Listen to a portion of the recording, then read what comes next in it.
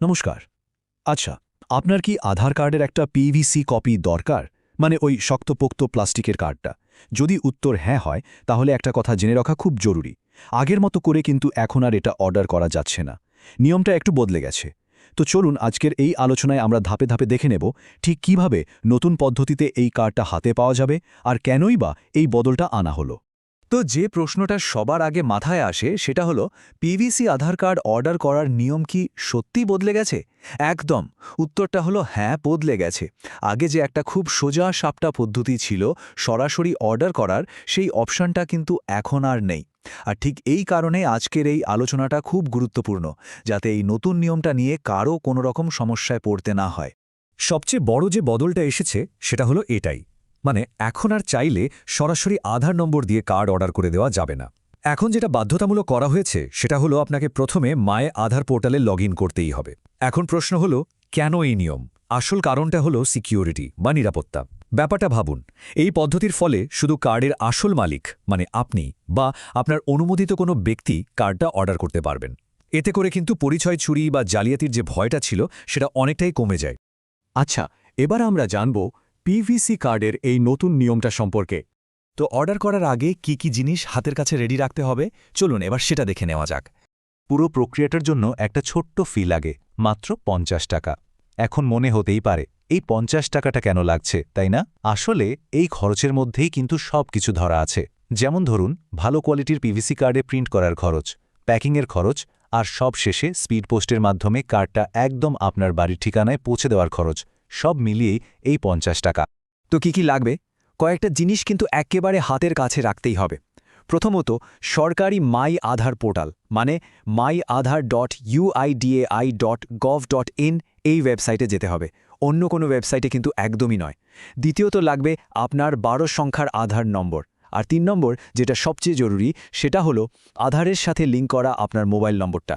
কারণ লগ করার জন্য যে ওটিপি বা ওয়ান টাইম পাসওয়ার্ডটা আসবে, সেটা কিন্তু ওই নম্বরেই আসবে। সবকিছু তো গোছানো হলো, এবার চলুন দেখে নিই অর্ডার করার পুরো প্রক্রিয়াটা একেবারে স্টেপ বাই স্টেপ। শুরুটা হবে লগ দিয়ে। প্রথমে মাই আধার পোর্টালে গিয়ে লগ অপশানে ক্লিক করতে হবে। এরপর আপনার আধার নম্বরটা দেবেন, আর তার ঠিক নিচেই দেখবেন একটা ক্যাপচা কোড আছে। ওই আঁকাবাঁকা অক্ষরগুলো দেখে ঠিকঠাক টাইপ করতে হবে। এটা একটা সিকিউরিটি চেক, মানে সিস্টেমটা নিশ্চিত হতে চায় যে কোনো রোবট নয়, একজন আসল মানুষই কাজটা করছে। ব্যাস, এরপর আপনার রেজিস্টার করা মোবাইল নম্বরে যে ওটিপি আসবে সেটা দিলেই লগ কমপ্লিট। লগ হয়ে গেলেই দেখবেন আপনার সামনে একটা ড্যাশবোর্ড খুলে যাবে।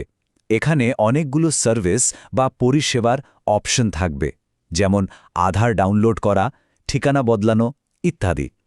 এই সব অপশনের মধ্যে থেকেই আপনাকে খুঁজে নিতে হবে অর্ডার আধার পিভিসি কার্ড লেখা অপশনটা, আর ওটাতে ক্লিক করতে হবে।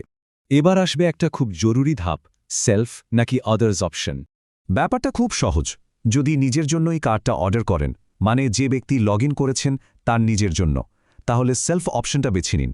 দেখবেন আপনার সব ডিটেলস অটোমেটিক চলে এসেছে। আর যদি পরিবারের অন্য কারোর জন্য, ধরুন বাবা মা বা অন্য কোনো সদস্যের জন্য অর্ডার করতে চান, তাহলে আদার্স অপশনটা সিলেক্ট করতে হবে।